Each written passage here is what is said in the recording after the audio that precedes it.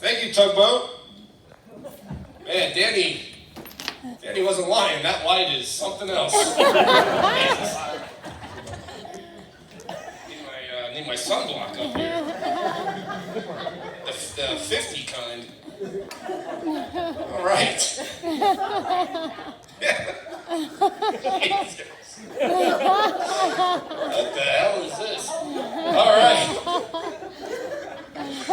Yeah, well, I'm at the grocery store the other day, and I'm waiting online to check out. And this old man online behind me notices I have a bottle of cranberry juice. And he starts this conversation with me. He says, hey, I see the cranberry juice. I just read this article recently online about cranberry juice, and they say it's not as good for you as they once thought it was. And he's going on and on about this cranberry juice. And eventually I just had to stop him, and I said, look, man, I only get this to mix with my vodka, okay? I don't care what health benefits it has. Jesus. Summertime's coming up. Everyone's excited for the summer, right? Right? Summers on Long Island are great. I like to fish, so I had to go online and apply for a saltwater fishing license with New York State. And you go on their website, you got to make an account. Now, it's a true story. New York State requires a minimum of a 14-character long password on their website for your account. A 14-character long password. That is 10% of a Twitter post. How am I going to remember that? I can't remember that. All these passwords nowadays, I can't keep up. Oh, God, everything needs like a uppercase letter, a lowercase letter, a number, a special character, a fucking gang sign, a hieroglyphic. I can't keep up with these passwords. From now on, I'm only remembering 3 passwords, right? My email, my ex-girlfriend's Netflix account, and my Pornhub account.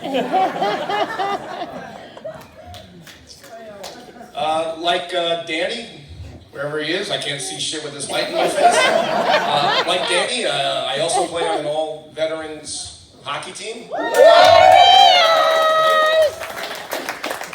But unlike Danny, our team actually, wins.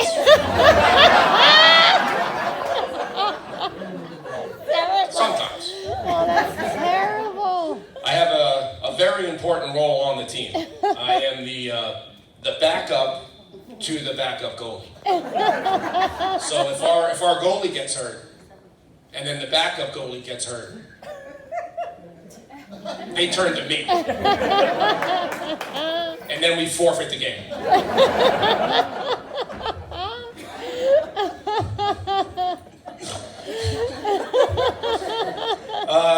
Has everyone been following what's going on in Ukraine lately, right? Ukraine, a lot of debate in this country. What should we do? Should we support them? Are we giving them enough support? Should we shut down the skies?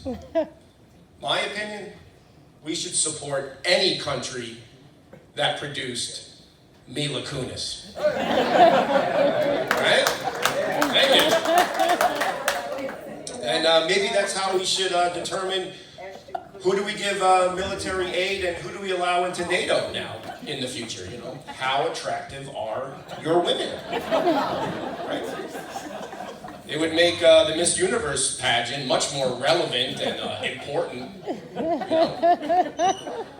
Just imagine, Mr. President, the Prime Minister of Czech Republic's on the phone. Yes, Mr. President, we're requesting 35 fighter jets and 40 tanks. Okay, Czech Republic, how'd you guys make out in Miss Universe? 3rd place. Oh, okay, yeah, I think we can accommodate. You got those tanks and jets, my friend. Mr. President, the ambassador of Turkmenistan is on the phone. Yes, Mr. President, we're requesting military aid and admittance into NATO. Okay, Turkmenistan, let's see, where'd you guys make out here? 73rd. Oh.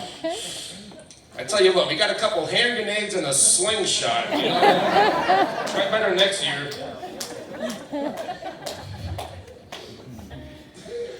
I recently got back from an African safari. This is true, yeah.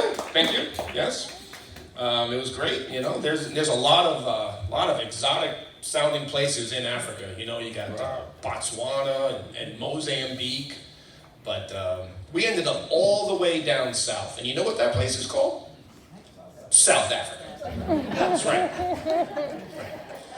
Now, I mean, I'm not up here to debate the merits of 19th century European colonialism, but it seems like when they were naming these places, they really just mailed that one. You know? What happened? You run out of names after Zimbabwe?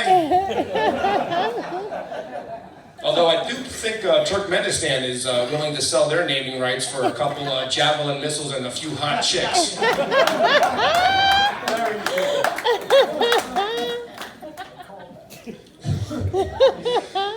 Now, when you go to safari in Africa, you got to go. Everyone says you got to see the big five, right? It's the big five. It's the elephant, a lion, a leopard, a rhinoceros, and a water buffalo, right? That's the big five.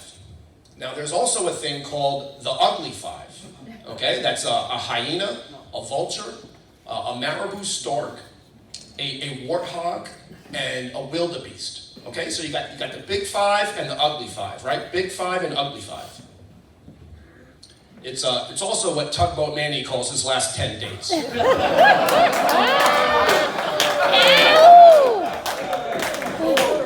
a lot of wildebeest there, let me tell you.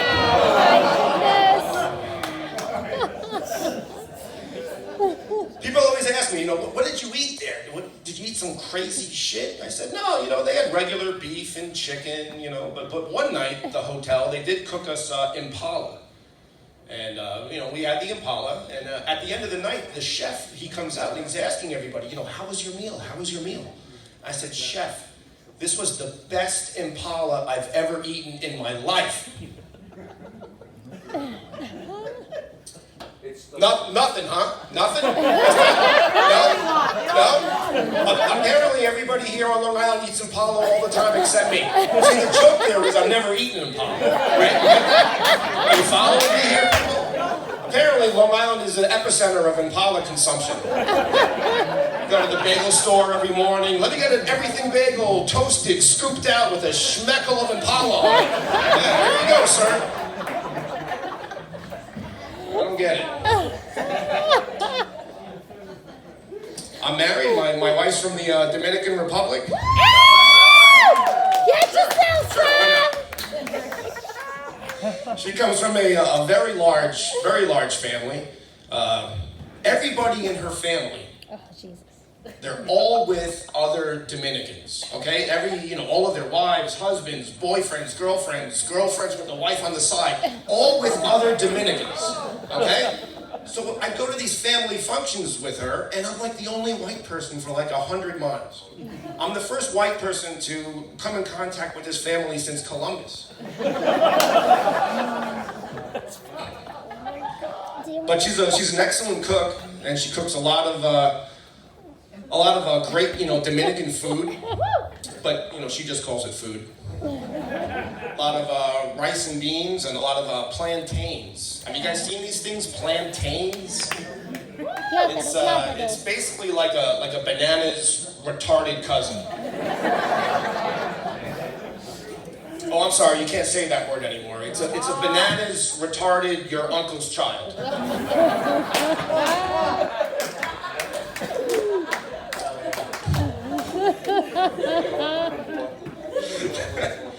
Yeah. So in its raw form, it's completely inedible. You have to deep fry it in oil in order for it to be eaten. Now this is a fruit that you have to deep fry in order for it to be eaten. So finally, Tugboat Manny can get his daily allowance of fruit.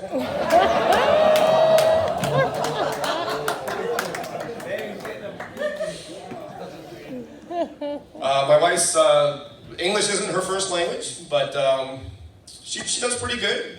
She mixes up some words here and there. I'll come home from work and I'll say, "Honey, I'm home. Where are you?" She says, "I'm on the bathroom." I'm like, "You're on the bathroom?" "I'm in the toilet." "You're inside the toilet?" But I encourage her to, use bigger words and expand her vocabulary. It did backfire one night. One night she picked, as her safe word, she picked hippopotamus. Now she can't say this word normally, but it's especially hard for her when she has a ball gag strapped to her mouth.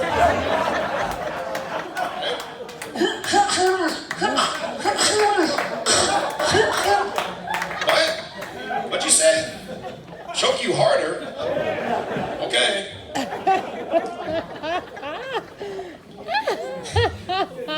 Asshole. Believe it or not, comedy is not my career. I do have a day job. I work as an air traffic controller. Woo! It's considered by some to be one of the more stressful jobs there is. And to those people I say, not when you're drunk. No.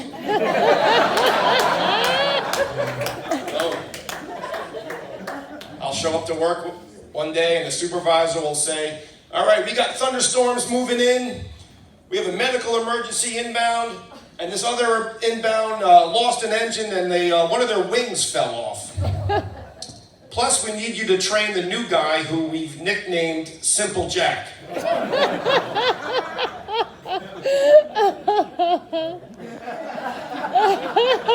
Good luck with that shit. Bring it on, bring it on.